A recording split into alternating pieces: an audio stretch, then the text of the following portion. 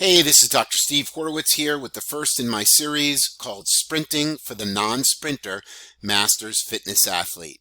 That's Charles Alley on the left, Masters 70 to 74, amazing athlete. So why sprinting? Here's an interesting paper, Sprinters versus Long Distance Runners, How to Grow Old Healthy.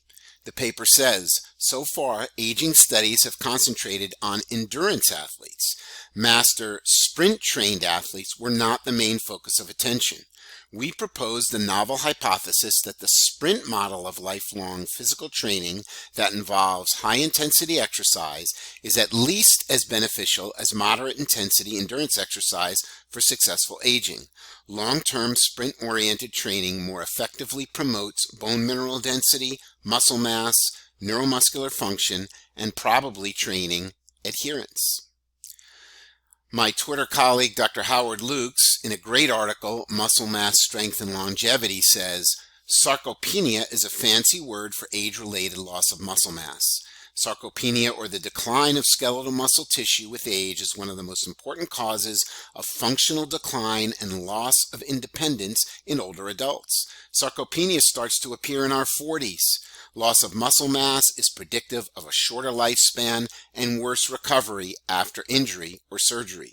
The causes of sarcopenia are debated, but it appears to be multifactorial, with neurological decline, hormonal changes, chronic inflammation, sedentary behavior, chronic illness, and poor nutrition all looking to be related and contributing to the decline. These guys certainly don't look like they're in any decline. Here's a paper called Hip and Spine Bone Mineral Density are Greater in Master Sprinters, but not endurance runners compared with non-athletic controls. Master sprint runners have greater bone mineral density at the fracture-prone hip and spine sites and greater lean mass and muscle power than healthy non-athletic controls, but no such advantages in bone mineral density were evident in endurance runners. Association of sprint performance with ground reaction forces during acceleration and maximal speed phases in a single sprint. The current results demonstrate that exerting a large propulsive force during the entire acceleration phase, suppressing braking force when approaching maximal speed, and producing a large vertical force during the maximal speed phase are essential for achieving greater acceleration and maintaining higher maximal speed, respectively. What does this mean? It means that sprinting is all about punching the ground, like a boxer would punch a heavy bag. If you've watched somebody who doesn't know how to punch a heavy bag and you actually listen to them, it sounds like a thud. But if you listen to a person who's a boxer hit the heavy bag, it's whack. And that's what you want to do every time you hit the ground. And it's called ground reaction forces.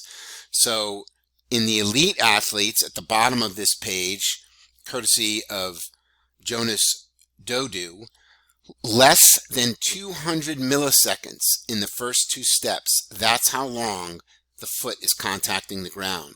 Less than 150 milliseconds by step 6 and less than 100 milliseconds by step after that.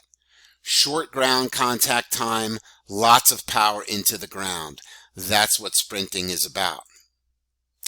So what happens when we age? Which muscles compromise human locomotor performance with age? It is clearly evident that human locomotor performance declines with age. This phenomenon is largely owing to age-related attenuation of the locomotor system function, which predisposes to compromised movement patterns and substantially limits the amount of ground reaction forces that can be applied by lower limb muscles to support and move the body forward.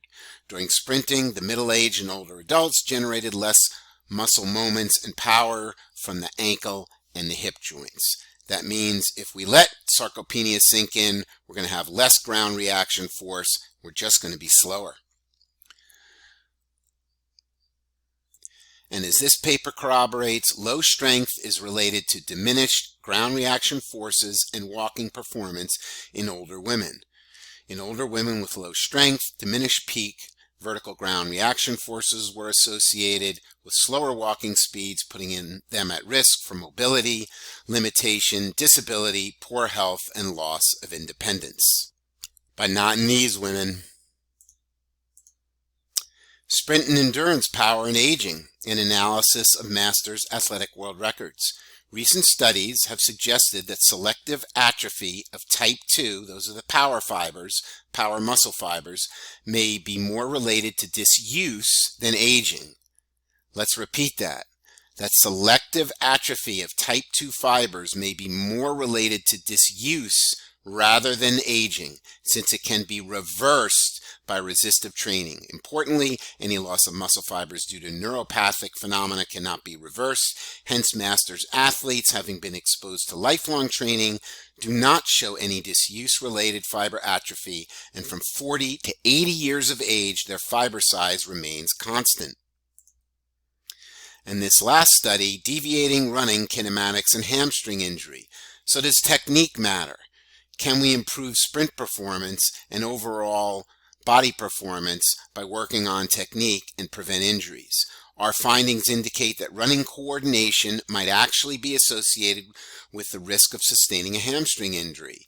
Lacking control of the lumbopelvic unit, i.e. core stability, presented by excessive pelvis and trunk motion during the swing phases of running is related to the primary injury risk. Therefore, assessing and addressing sprinting kinematics and running technique seem to be indispensable in primary hamstring injury prevention, and I'll add indispensable in performance. Now, when it comes to performance, courtesy of Derek Hansen, who is a phenomenal resource in this world, he is using #speed. In other words, look at this world-class sprinter and look at the body. Look at the torso and the glutes and the almost vertical line, and then look at the lines through the arm, meaning the shoulder to the elbow, and the leg, meaning the hips to the knee, and you'll see a real nice #sign. And if we lay this over a still picture, you'll know whether your technique is good. Let's go a tinge more into technique right now, just so you can get the idea. Here's Usain Bolt. First, I want to focus on the upper extremity. You can see that the arm on the left picture and the right arm. So in this picture, the right arm, you can see from the shoulder to the elbow, that's called shoulder extension. His arm is way back, way back. Almost at a 90-degree angle, but way back. Power punching behind him with that elbow. And then as he brings the arm forward, you can see the arm position. This is critical, and most people don't start by discussing arm position, but working with so many non-sprinter athletes, trying to get them to sprint properly, working the arms properly is huge in getting them to run properly. And then you can see the lower extremity in the one part of that #. So as the leg comes forward, you can see the angles in the leg and the shin. The leg meaning the hip to the knee, and the shin meaning the knee to the ankle. And then here where we're coming to full extension and toe off in the back. That's what the body should look like. And here are some more pictures showing the angles of what the body should look like, how the knee and the ankle and the ankle is very close to the buttocks here as he comes through the drive, and the full foot plant on the opposite leg. Very important. We'll be working on drills in other videos so we can at least try to attempt to approach this kind of technique. This video is a great video to watch. All the links to all the papers as well as the videos are in the notes information section below. Definitely watch this video and you'll understand the importance of learning to sprint properly in technique. And then watch these Masters athletes on these videos. You'll really enjoy these. The next bunch of videos will be quite practical. I'll show you the arm drills, the leg drills, and how to set everything up so you can enjoy sprinting. And maybe some of you will get into Masters track and field. Enjoy.